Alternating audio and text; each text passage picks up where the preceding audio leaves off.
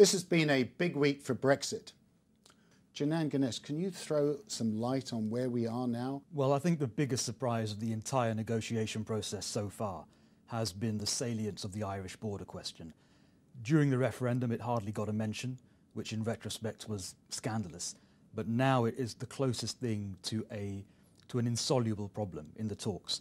And you've had a situation where Michel Barnier, the EU negotiator, has published a legal text which suggests that in the absence of any better solution, Northern Ireland might even be able to remain effectively inside the customs union, even if the rest of the UK does not.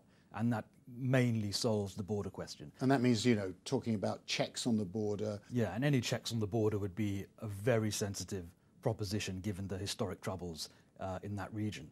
But it's a provocative suggestion to make, given that Conservative MPs think that it would amount to a part of the UK not leaving the EU. And it's doubly provocative because the Democratic Unionist Party, which props up the Conservatives in government, believe it would amount to the island of Ireland being treated as one place in regulatory terms.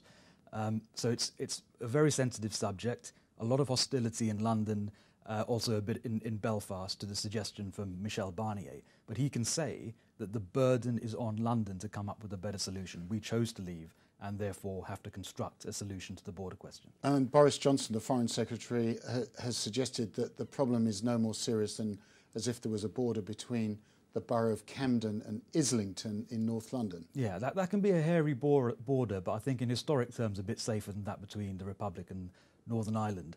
He's also got into trouble because of a leaked letter to the Prime Minister which suggested that actually, and this contradicts the public position of the government, some kind of harder border, if not a much harder border, might have to be worn as the cost of Brexit. And he doesn't think the government should absolutely chase the idea of no change at all.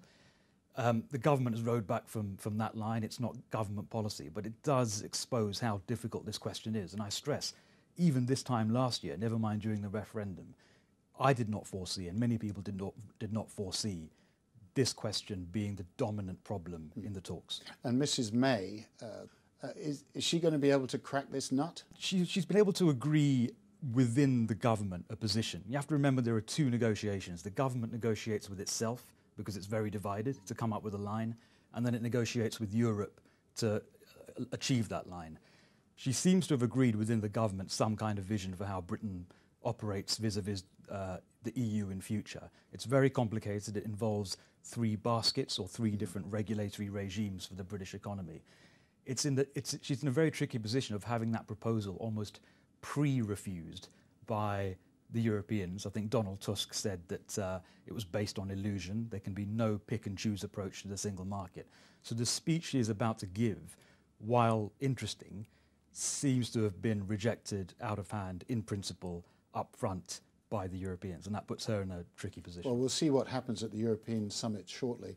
I mean, is there any comparison between Theresa May and Arsene Wenger, the Arsenal manager, just hoping we can buy time? Well, I was going to say, if she wants any consolation, I can tell her, as an Arsenal fan, Michel Barnier is not the only Frenchman in his 60s causing great distress in London. Janan Ganesh, thank you so much.